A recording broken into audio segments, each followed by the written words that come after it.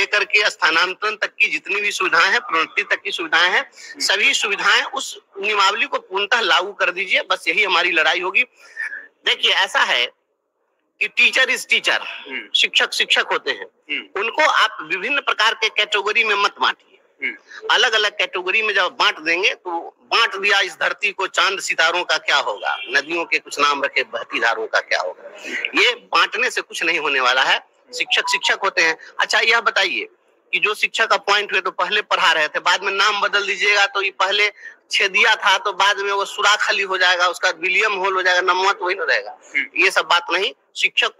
शिक्षक का जो वाजिब हक है, जो अधिकार है, जो पूर्व से स्थापित नियमावली है, उससे आच्छादित कराना, उसका लाभ दिलाना। आप प्रतिदिन दुनिया में चेंजिंग हो रहा है, सभी में परिवर्तन हो रहा है। अब आप लोग आजकल ये YouTube चैनल चला रहे हैं, पहले नहीं चलता था, चल रहा है, सब अपडेट होता रहता है, तो इसलिए एक चीज में तो चेंजिंग है नहीं, हर चीज में चेंजिंग है। इस अपडेट से खुश हम बिल्कुल बिल्कुल होना ही चाहिए। निश्चित रूप से शिक्षा जो है आम जन तक पहुंच रही है। अब निचले जो लोग भी शिक्षा से, बहुत सारे लोग वंचित थे, पहले बच्चे विद्यालय नहीं पहुंच पा रहे थे, अब लगभग सभी बच्चे विद्यालय तक पहुंच पा रहे हैं। शिक्षा सभी तक पहुंच रही है। कार्रवाई होती रहती है। कार्रवाई नहीं हो तो फिर कैसे काम चले? कार्रवाई तो होनी ही चाहिए। कार्रवाई होती है तब ना पता चलता है कि किस व्यक्ति में क्या क्षमता है। और अगर कार्रवाई हुई मतलब कि तीर निशाने पर लगी। आपने देखा होगा हमारे बच्चे भी रो रहे थे, मेरे नहीं रहने से मेरे बच्चे भी रो रहे हैं वहाँ।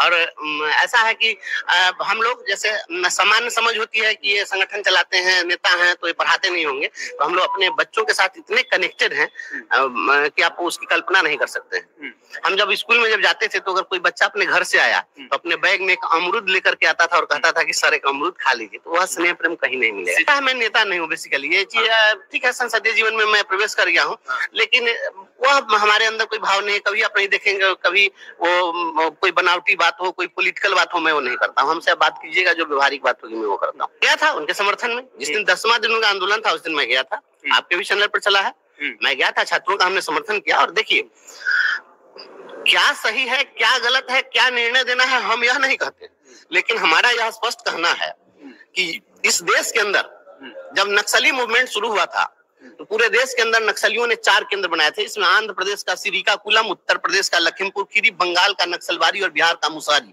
ये 4 केंद्र नक्सली केंद्र बनाए गए थे।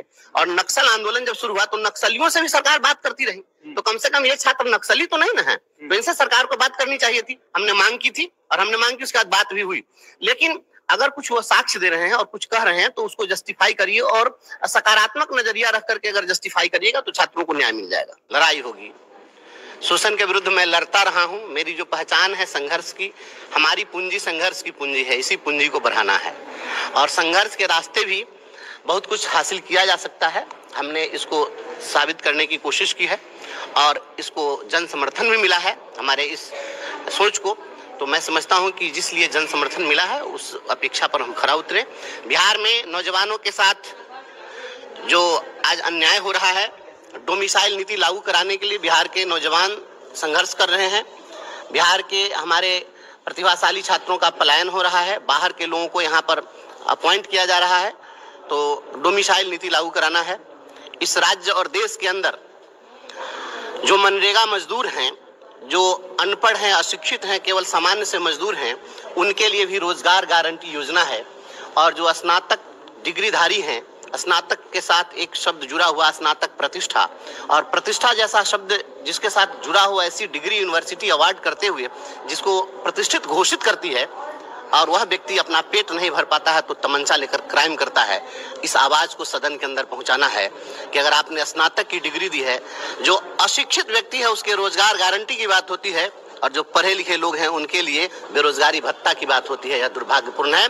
मैं चाहता हूं कि स्नातक रोजगार गारंटी योजना लागू हो। अगर किसी